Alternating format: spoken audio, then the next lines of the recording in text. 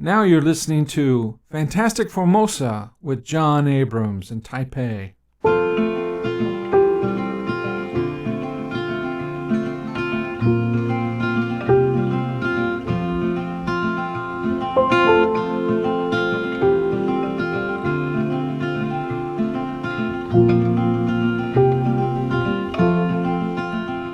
Hey, this is Joh Abrams, and welcome back to Fantastic Formosa. This week, we have a very special guest. His name is Tobie Openshaw, and he's from South Africa. He's a documentary filmmaker, photographer, based right here in Taiwan. He's been here for over 25 years, and his work has been seen on TV channels such as National Geographic, Discovery, and the BBC. But his real passion lies in the indigenous people here in Taiwan, and he has very close connections with them. And he has written a book, which is very exciting. It's actually an edit. He edited the book for Brill Publishing called "Seeking the Koko Ta'ay. Okay.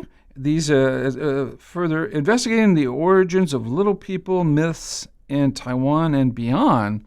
Okay, I kind of think I'm familiar with these little people myths. Well, I can tell you all about it. Okay. Well, so you are also an affiliated research fellow of the Center of Austronesian. That's Austronesian. What does that mean? So Austronesians, again, we can go over this longer, but the short version is that all the people across the Pacific, in the Pacific Islands, belong to the Austronesian language family. I see. And that family actually originated in Taiwan. So Taiwan's indigenous people are the original Austronesians. Okay. So, and you this was the guest lectured of the Center of Austronesian Studies at UCLan, that's University of Central Lancashire in the UK. In the United Kingdom. Good. And then you guest lectured on Taiwan culture and anthropological topics at institutions such as SOAS. Right. So that's the School for Oriental and African Studies in London. That's the very famous school where all the diplomats and spies go to. James Bond went there. Indeed. And Academia Sinica, which we know well about here, right? One very famous. And NCCU, that would be in Mucha, right? Yeah. Right, great. So you're doing amazing works. And I'd like to tell our listeners that me and Tobie share the same, well, we're same age. Same birth year, yeah. And we've been here about the same time, 25 years plus. 26, it's 26 for me now, so it must be around 27 for you. Yeah, 27. Yeah. And we came to Taiwan very late in our lives. I think about 35 or so, maybe somewhere in there. So that explains why we don't speak Chinese very well. So please don't get too angry at us. But I think Tobie's Chinese is better than mine. But we're going to have a fun discussion about mythology and filmmaking and journalism. People watch National Geographic and they watch the Discovery Channel and they're interested in all this stuff. This is going to be great fun. So first of all, let's get off the airplane when you first arrived here in Taiwan. Why did you come to Taiwan? Yeah, you just spoiled my joke, man. You had a joke. Because everybody always asks me, how did you come to Taiwan? And then I say, by airplane. So now you've already put us off the airplane. Anyway, no, it's all good.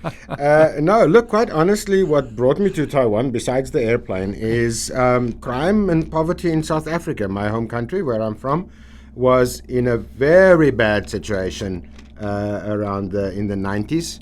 And so I had two boys who I was trying to bring up. And so I decided to make the jump to come to a place that was safer and that would be better for them. So you brought your two sons with you? Yep. So they were like 4 and 5, if I were 4 and 6 years old at the time. And so I came over first. Some friends of ours here had arranged a job for me, teaching English. That's where most people start. Most people start there. And they set it up for me. I arrived on the Saturday, and I literally started on the Monday. I went in and I observed a few classes, and I started teaching. And so then a few months later, my wife and my 2 boys came over. Great. Well, I'm sure that was a culture shock for yourself. Yeah, no, it was. Although, to some extent, I expected it to be, so I was prepared for whatever came up. And so, honestly, I found most of the stuff that people would say, oh, that's a culture shock. For me, it was just, so that's how they do things here. All right, fine, I think people, I've certainly met many who came here who didn't last because that culture shock was too much for them. And if you spend too much time on, oh my God, you see how these people do this thing, that's not how we do it, then you just don't last here, When in Rome, do as the Romans do. Yeah. Famous, when in Rome, do what the Romans do. Right. Yes, I certainly understand the shock of... how friendly people were here. Absolutely. Yeah. I had lived in Korea for a while and other places, and I was always a little suspicious because I was American, and people don't like Americans sometimes. But when I came here, people just went out of their way to be friendly. Absolutely. And I would back then we didn't have cell phones, and I would take out my map. And I'm like, where am I? And somebody, hopefully a pretty girl, would step forward Absolutely. to show me where I was, and eventually married one of them. So good for you. And I have 2 wonderful sons, and there's no crime here, to my knowledge. Absolutely, just about no street crime. So coming from South Africa, where we had just major issues with crime. My car would get broken into right in front of my house, at least once every 3 months, literally. Right. They would smash the whole back window just to get the little speakers out. So it just became just not good, especially with kids. And so coming here and soon realizing that I could, send my kids to go to the 7-Eleven in the evening to go and pick up something, and not be at all concerned about their safety. That was one of the first things that made me realize this is a good place to live because people care about each other. And I have a story. I bought myself a computer, a PC, and one day I needed to take it to the store to have something done to it. And I carried it down, and the 2 boys, and I got the 2 kids into the car, into their seats and everything, got in the car and drove off. And when I was about 20 minutes out, I looked back suddenly and I realized that I'd left the PC standing by the side of the road, right? So I'm like, well, that's it. That's gone. Okay. You were stupid. You've left it there. It's gone. But I turned around and I drove back. So now this is about 40 minutes later. I came back, right? And there it was. Somebody had just moved it out of the way so people wouldn't fall over it. Oh, that's nice. And I thought, well, I like it here. Yeah. Well, what's amazing is how cheap these things were. Right. And you could take it in. You can't do this in America. You take your computer in and they say, well, in 2 or 3 weeks, a month, we'll call you back. And I would take my computer in and I said, I'll have it done today or tomorrow. Right. And I go, what? Yeah. And I always built my own computer so, I could go to the store and just mix and match parts. And if anything was any issue, I would just swap it out. So, no, those were great times. You can't, you couldn't do that in America. You couldn't, assemble your own computer or even upgrade it. Right. Because you just didn't have computer stores here that I need to upgrade, and they'll just give you the panel, and you just tell them what memory you have and all this, and they give it to you. And, it's shocking. And they'll say, okay, well, I'll say it didn't work right. And they'll say, well, I'll drop by after work. And you want to pay them? And I'm like, don't worry about it. Let's talk English. Okay. Next thing you know, they're your friend for life. Yeah, the guy who did that for me turned out, because he spoke English pretty well, and this was in Taoyuan City, Turns out, I told him, where did you learn all this stuff? He says, I learned from my master, Sergeant Brown of the U.S. Army.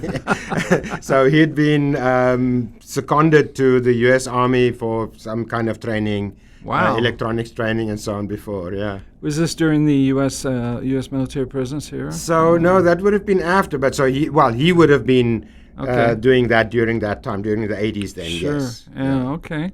All right. Well, the U.S. did have a military presence here way back, and we left late 70s, early 80s, and some of them are back now a little bit. Yeah. A few of them, but nothing like the good old days, as we say, or Right. bad old days. Right. But your documentaries, my gosh. You're doing documentaries on Taiwan, but not just Taiwan, but also Japan, right? Well, I went to Japan for the after the Fukushima disaster, 5 years after, actually. Now, this is tsunami? Yeah, or- well, the tsunami and the nuclear disaster, right? The double disaster there.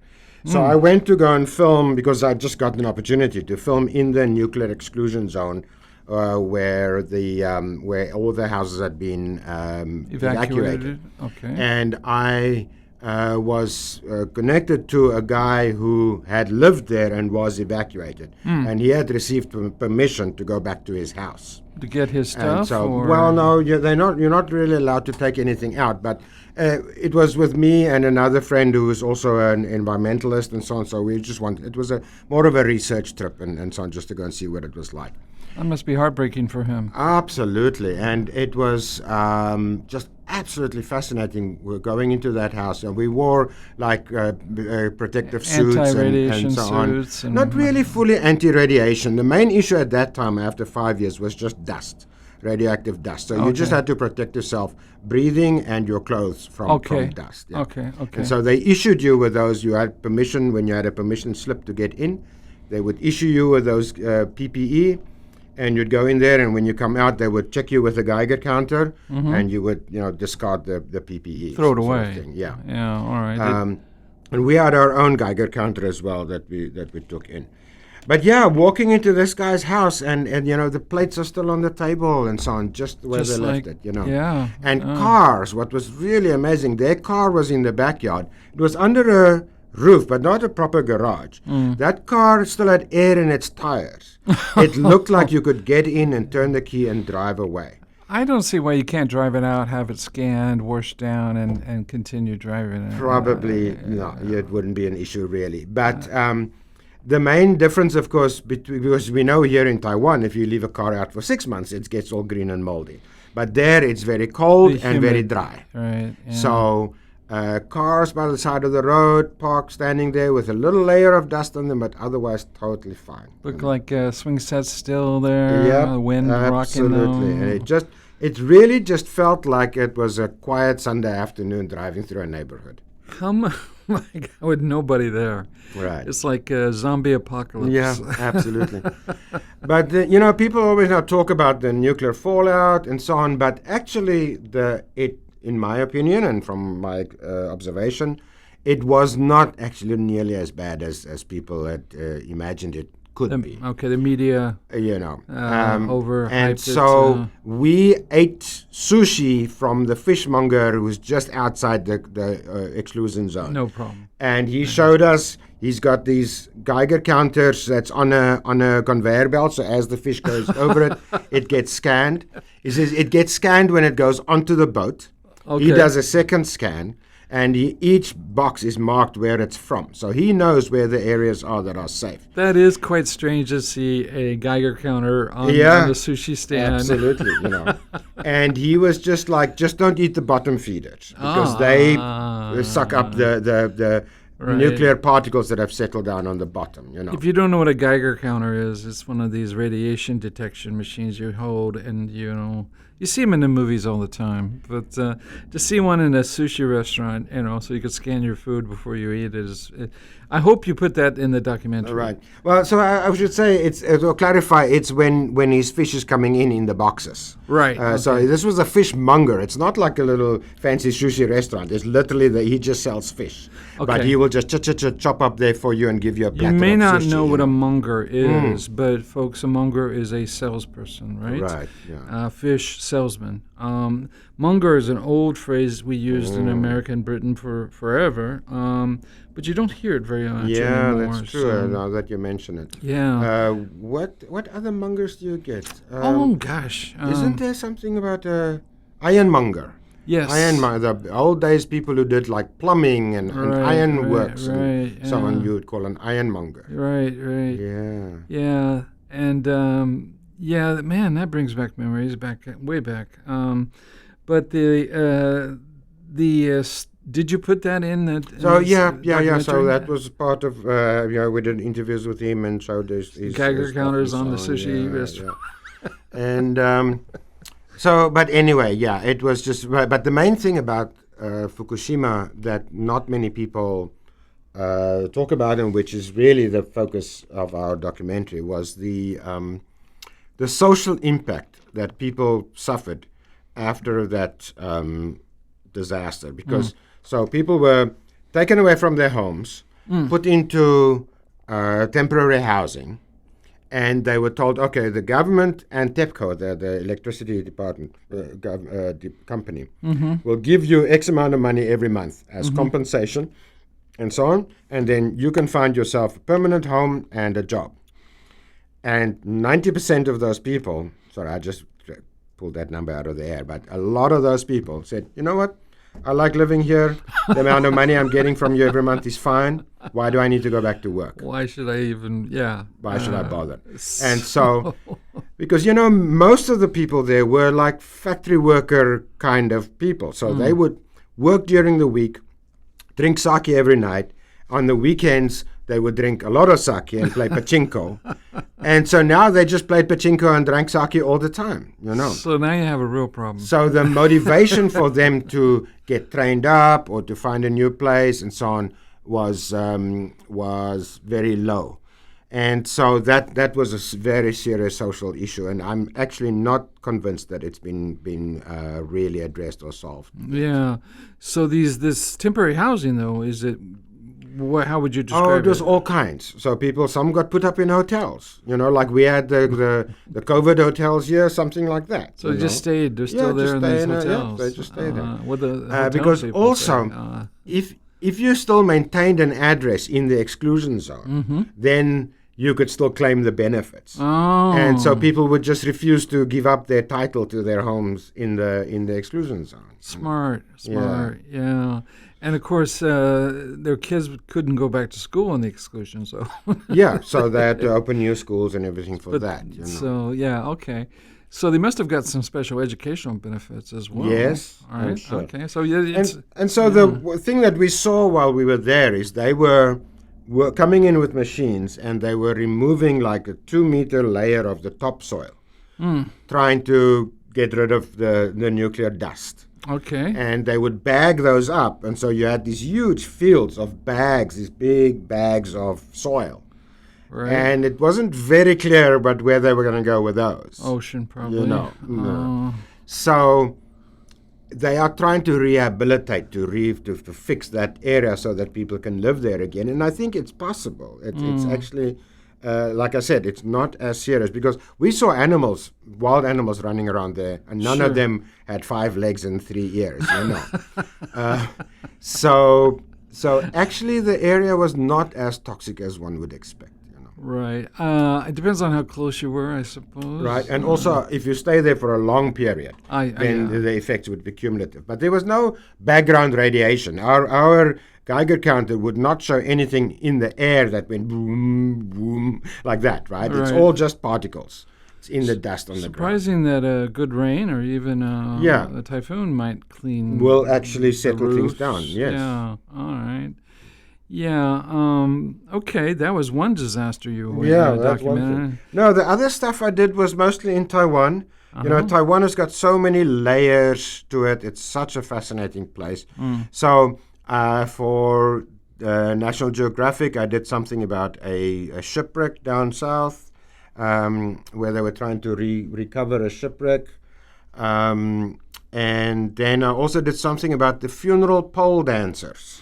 Oh, the funeral pole. Let's explain this to our listeners, because when you have a funeral here, you often burn ghost money, but you also provide beer cans, beer for the dead, and you have a parade, and sometimes you'll have girls dancing, like pole dancing girls. It seems to me very strange, but it is quite amazing. Tell me about it. Yeah. So we went down to Changhua for a funeral, and it was a very, very local funeral. But they had spent a lot of money. This guy must have been quite wealthy. Yeah. And we didn't ask where and how he got his money. No, we don't ever. But so yes, that was a culturally a huge thing for me. The noise level, because it ran over 3 days, and so we were there as a team. Shooting for 3 days in this funeral, and so just the constant noise, the priests chanting and banging bells, and then the procession, as you say, women playing like a marching band would come out and play and march around. Very strange. And just like a high school band. Exactly. And they burned a truckload of ghost money for this guy, and they had all these paper items to burn, so like a house for him to live in, with bodyguards in front with guns, and flat screen TVs inside. Oh my God! And then the other items like safes with money and air conditioners and cars, a nanny, maid, all kinds of things to go with this. This is the way I want to go. And so this is what I'm sort of leading up to, is that. They also had the professional mourner, right? So the woman who cries over the microphone. Professional crier. And she was amazing. We would be in her truck. She had like the electric flower car, right? The denser watts, they call it. And she would be there with her white robes and putting on her knee pads because she's going to be crawling on the ground. Sure. And she's smoking, and she would talk, and she'd put out a cigarette, and then she'd take that microphone and she would start, "Oh, Grandpa, why did you leave us?" That kind of thing. And I mean, we laugh now, but it was actually a cathartic moment. When I saw her, a different woman, probably an older woman, crying. I thought, wow, that's terrible. The family must be really. And I found out later it was a professional crier, a person who cries. Right, absolutely, yeah. So I thought, wow. I brought my mother to one, and I go, wow, that's just amazing. That poor woman. Yeah, right. No, she gets paid for it, and she does it really well. So because the thing is that for us Western funerals are very sanitized, right? Dark. So we just see the casket. And then we're all very quiet and everything, and there goes the casket into the ground, and it's gone. But here, the kids were around when they lifted the body into the coffin and rearranged him and packed the coffin with ghost money and everything. It was an amazing experience, And like I say, everybody was holding it together. Everybody had all these arrangements and family and members to meet and everything. And so when the professional crier starts crying, then everybody can sort of let go, Okay. So I after that experience, I thought, that's actually really not a bad way to do it. I would definitely enjoy that. Right. For my, it would freak out my American totally. family. Right. But now I got to tell you another story. So during when they're preparing the body in the casket, there's a ritual where the woman from the funeral home, is talking to the body, is talking to him and offering him food, like with chopsticks for his journey, and it's a whole ceremony that she's doing there, right? So is this a Taiwanese thing? Yeah, but I think it was a Taoist, but somewhat mixed maybe with whatever folk religion. Do they do this in China? I don't. Look, I've been to 5 or 6 funerals here, and they're all different. Right. Okay. I found that people do their own thing at funerals. All right. It's all not right. not a standard thing at all. You've heard of an Irish wake, right? Yeah, In yeah. So America, that or, kind of in thing. Ireland, Yeah. where people drink. Right. at People the drink funeral. and talk about the departed. Right. Yeah, and everything else. Right. It turns into a party. Right. But this is a little bit different. This is actually a Very parade much. down the street. Right. How did they gave you permission to film, right? Yes. So we made contact with this mourner because she also arranged for girls to dance. In fact, her daughter was one of the dancers. Oh my God! And so we had told her that we are looking to film a funeral with dancers, and so if she could let us know when one is coming up. All right. And so she did. We waited about 3 months before it come up, and it's really much less common now. Okay.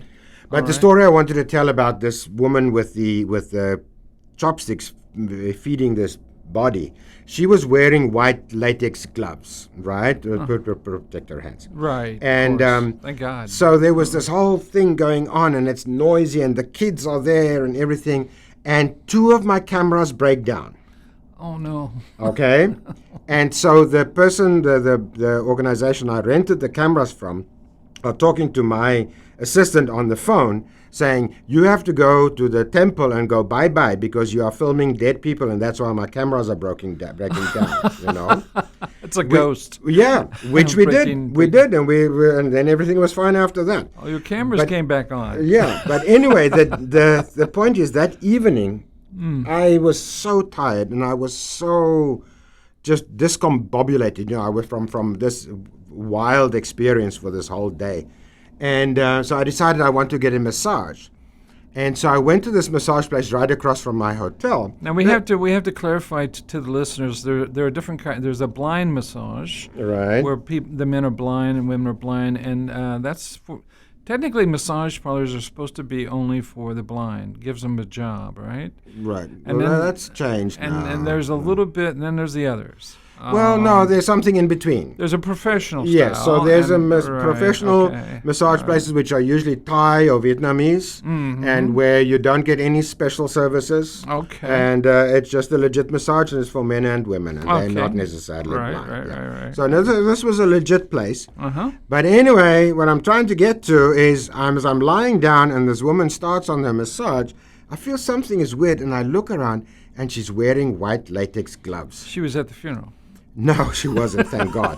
But it was the creepiest feeling for me is that morning I saw this woman tending to a dead body wearing gloves. And now this woman is touching me with white gloves. You thought sort of maybe thing, she had So been the same woman, maybe. That was just really weird. See, that's what we call the Matrix, Yeah, sometimes there's like a little gap there, right? Sometimes you think, oh my God, do I live in a dream world? Yeah. Because I just mentioned this one thing and then it came back.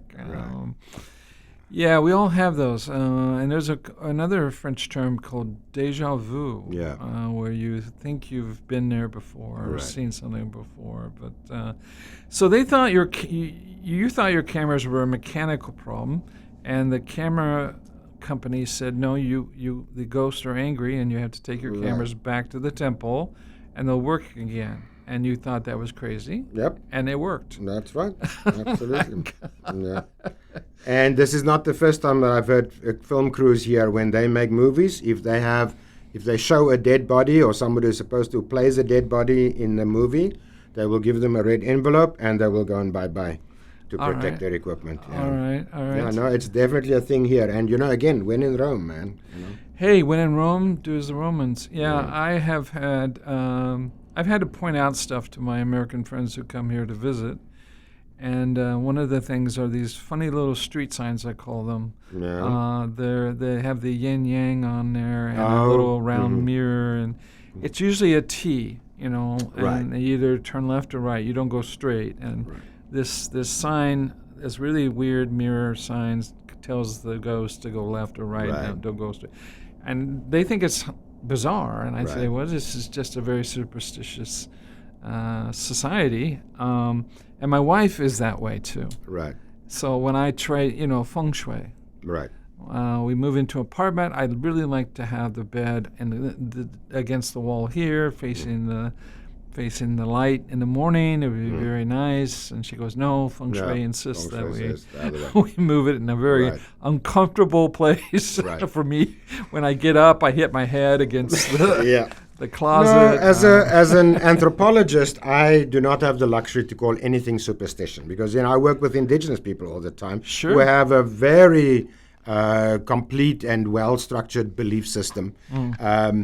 And I've learned absolutely to just go with whatever they want me to do, and whatever they suggest.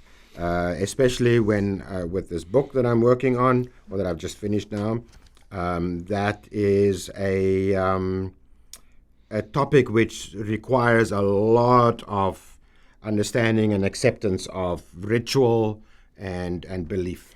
Rituals are, I have a secret. I have got a master's degree in religion, and so I really am. I don't tell people that I study mythology. Oh.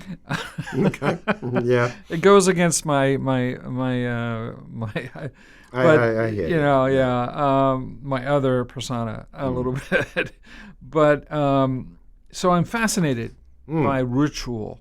If you don't know what ritual is, it's the ceremony or the presentation of something to a god. It can even be a small thing, giving a red envelope to your parents, for example. And some of these little stories are fascinating. For example, during you never pick up a red envelope you find on the ground, because it's a trap. Can you explain to us what the trap is? So I actually filmed the ghost wedding. Okay. All right. Yep. So the idea, a ghost wedding. Yes. So the idea of a ghost wedding in Taiwan is also a thing.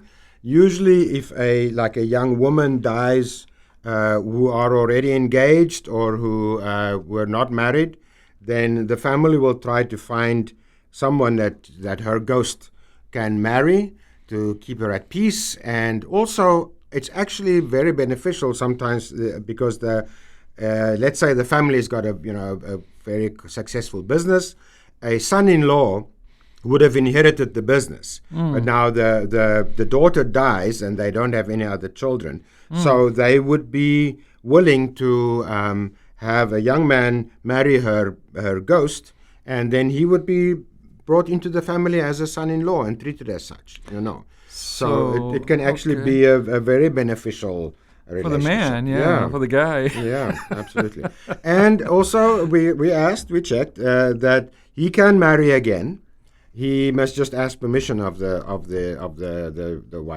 his wife's ghost. The ghost doesn't get to say anything, right. I guess. Well, how would a second wife feel about the ghost wife? That the history does not relate. I don't know. Well, that stuff is taken so seriously here. It's very serious. When we started finding out about a location where we could shoot that, I went to talk to a temple up in Xindian where I know the priest there for a long time already.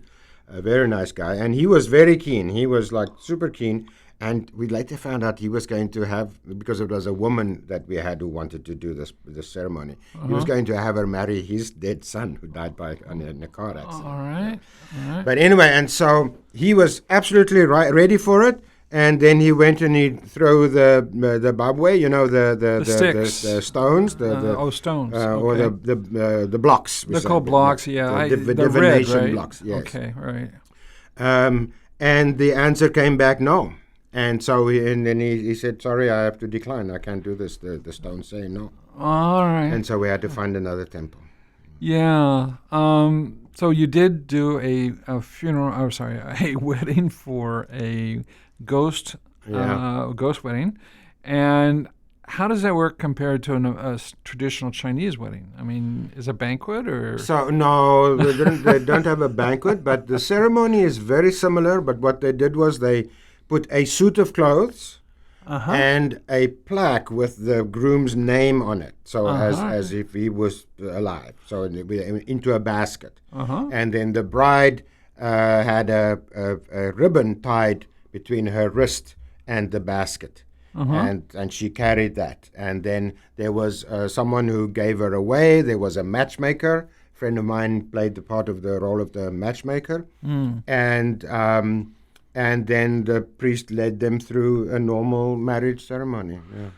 Wow. And that suit was mine. I donated my suit. And so afterwards, I asked the priest, so can I wear this suit again? Yeah. I don't know if I'm comfortable wearing the suit again. He said, no, here, give it to me. And he took the suit and he lit like a piece of ghost paper. And he let the smoke sort of waft over the suit. Oh, I see. And he gave it back and he says, hey, it's fine now. Okay. All right. Yeah. So I don't know. I've given that suit away, by the way. I definitely give it away. Yeah. It's a fascinating culture when you get down to that level. Right. And I've enjoyed seeing some very, what I call strange, but my wife calls quite normal behavior. She's very superstitious. And my children, who are half, half, they believe in ghosts, of course. And they tell me all the Taiwanese stories. Then they're not Chinese; they're Taiwanese. They're right. One of them is about this girl that is she wears a red hood, and you find her in the mountains. She's a little girl, and she'll pick up children and take them into the woods with her. And I think I've heard something, but vaguely. Yeah. Okay, they caught some video of her once in the mountains, and. She's a little. We call them the Little Red Riding Hood sort of story. But she takes old people up there too, and then she lets them go back home. They come back, right? Yeah. I think I've read an article about a woman who said she was taken into the woods and then came back. By a little girl in a red, and they would play together. Right. And I can't remember the name of it, but a friend of mine told me about it and showed me this video that it's purely Taiwanese though. Yeah. Ghost stories, folk tales, graveyards seem to be different here than they are in the West. They don't get visited but once a year, right? Right. Tomb sweeping. Right. And that's a busy time of the year. Absolutely, yeah. But we also have a ghost month here, and that's an entire month, right? Right. And they used to burn ghost money all over Taipei, and I always kind of thought it was okay. It made it feel different, Right. Now it's a little bit more controlled, right? Yeah, there was complaints about the environmental impact, but I also never really felt it was that serious. No, it gave it a certain ambiance or personality for the city. For sure. I enjoyed that. My son, my youngest son, wouldn't sleep at night. He was about 2 years old, and my wife decided that he needed to go to the temple and have an exorcism. That's what they told her, an exorcism. And an exorcism is when you have a priest or some nuns or something recite a prayer and get the demon or monster out of the baby or person or whatever. I'm sure you've seen this in the movies. And so I thought, well, an exorcism, I've never gone to one. What do you wear to an exorcism? What's the protocol? Do I wear a suit and tie? Do I bring camera? Do I take pictures? So we go to the temple, and these nuns are walking around the baby, reciting prayers with their sticks and their incense, and then my wife pays them. I think it was 3,000 NT or something. And then she grabs our child and runs out the door, and I have to chase her. I don't know why we're running to the taxi. And she said, well, the demon is waiting outside the temple and is going to re-enter the baby. All right, we have to get past him, yeah. I said, this is crazy. I'm not going to do this. But I have to. So I get in a taxi and we rush off. And that night, the baby slept great for the next month or two. It was like, okay. But I sort of made fun of it. I shouldn't have too much. But yeah, when they want something, the wives particularly, they will go to temple and pray for it. When I first married my wife, I really wasn't sure about having children. And she started going to Longshan Temple, and there's a baby god in there or something like that. And I said, well, she keeps going to this god, praying to it every time we come here, every week. And I asked one of the folks there that spoke English, and they said, oh, that's the baby god. I go, I'm in trouble. All right. She's calling the big guns. So that's how I found out my wife was trying to get pregnant without my knowledge. So women have their own plans, apparently. Yeah. But you had a wonderful life here. You've seen so much. What's the most fascinating tribe here, indigenous tribe? So for the about 12 years ago, I was invited to go to a event up in the mountains in Hsinchu, Ufeng, and we were giving a photo workshop to a group of indigenous kids there in the village to take photos. And the idea was to have them take the photos, and then we would have an exhibition and raise funds for a youth center in the village. And so while I was there, my friend Sean Kaiteri, who is married to a Saishat woman. So Saishat is one of the smaller tribes in Taiwan. There are only about 5,000 members left. Although I shouldn't say left, because they actually maintain that number. They've been maintaining that number for a long time now. So he invited me to this ritual that they have every 2 years. And it's called the Basta'ai. And or in English we would say the ritual of the short, dark people. And so I went to this event. It was like over 3 days, and it was just absolutely amazing and a fascinating story, and that really sparked my interest. And so for the last 12 years I've been engaging with. I go there. There's a cabin up there that I go to, and I'm there at least once every 2 or 3 months. And whenever they have big events, I'm up there. And I've been to the Basta'ai now for every 2 years since that time. So this year will be my 6th one. And so the story that they tell is just absolutely fascinated me. So basically what they're saying is that the Saishat people came up from the plains up into the mountains a long time ago. We don't know exactly how long, but a long time ago. We now reckon it's about 400 years, but okay. So they came up into the mountains, and they didn't know how to grow food in the mountains. They were plains people. They didn't know how to hunt the wild boar, the mountain pigs, things like that. And so they were not doing very well. But then they found there in the mountains a group of little people. They were these short, they say about 3 feet tall, 1 meter tall, little black men with curly hair, who were very mischievous and liked to play tricks on people. But they helped the Saishat, showed them how to plant millet and dry rice in the mountain, showed them how to trap the boar, all that kind of stuff. And so they had a very good relationship for a long time. This is now how the myth is told, right? I'm not telling the story as it's told. The mythology of this book that you wrote. But these little people had magic. So you could be walking along and you would see one of them way down there in the valley, and the next moment, whoop, he would be like standing right next to you.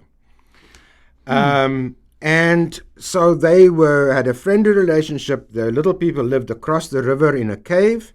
And whenever the Saishat had like a harvest festival or some event, they would invite them over, and they would come and they would have a nice big party, and everybody have a great time. I can go for that. Yeah. However, over time, the relationship soured a little bit, because the little people were also really, beside being mischievous, they were actually like mean, and they started harassing and molesting the Saishat women. Oh. Not good. And so that started putting making the Saishat really angry. And so one day one of the Saishat boys who had found out that his sister was pregnant or something decided that he was going to put a stop to this. So he went down to the river where there was a tree across the river that these little people would come over to. And he partially cut through this tree, just halfway cut through it. And his idea was that evening when they were all gone to the other side, he would cut through the rest of the tree and tell them, don't come back. You're not welcome here anymore. But that night, as so often happened, a fight broke out, and all the little people, there's only probably about 20 or 30 of them left, decided to leave at the same time, and they all went off in a huff. So they were all on the bridge at the same time, and the thing broke, and it crashed down into the river, and they all died. Okay. Except for one, some stories say two, of the shamans, the magic people of the group who made it to the other side. And then called a curse down onto the Saishat. And for sure, bad things happen. Babies born with two heads and earthquakes and typhoons and all of that stuff. God. And so this boy who had done this thing felt really bad. And he decided to atone, to say that he is sorry and to try to make things right again. And the Da'ai, as they called them, these little people, they had a song which they would sing and perform in the mountains that went round and round and kept on forever. And so he learned the song of the Da'ai. And a year later, he met up with the shaman and he performed this for him. And he said, look, I'm really sorry about what happened, to show my contrition, to show you how sorry I am. I've learned to do this thing. And the shaman said, okay, you need to, I accept your apology, and you need to go back to your people, and every year the whole tribe must come together and perform this ritual. This thing. And so they did. And up till the time of the Japanese, where the Japanese tried to put a stop to it, but a Japanese researcher went up to the village with a translator, and they told him the whole story, and he wrote it down, which was the first time the story was written down. This was in 1916. And he went back to his superiors, and he said, these people believe that really bad things will happen if you stop this. We should not do so. And to their credit, the Japanese agreed. And there was a negotiation, and in the end, they decided to do it every 2 years, because it's a big thing to arrange anyway. So they decided, okay, we'll do it. And so it's been every 2 years since 1916-ish. So they still do it today? And they still do it today, and it's still done pretty much in the same way as it was done before. Great book. I hope people pick it up. It's by Brill. It's called, what is it called again? It's called Seeking the Koko Ta'ay, investigating the origins of little people myths in Taiwan and beyond. So the editor's name's Openshaw? Tobie Openshaw and Dean Karalekas. And you just type in O-P-E-N, like open something? And S-H-A-W, Openshaw. Right. And you'll find it, I'm sure, on Google somewhere. Yes. Amazon, maybe? Right, yeah. Amazon Books. Well, Tobie, thank you so much for coming. And we love these kinds of interviews. All right. Thank you. Bye-bye, folks. Bye-bye.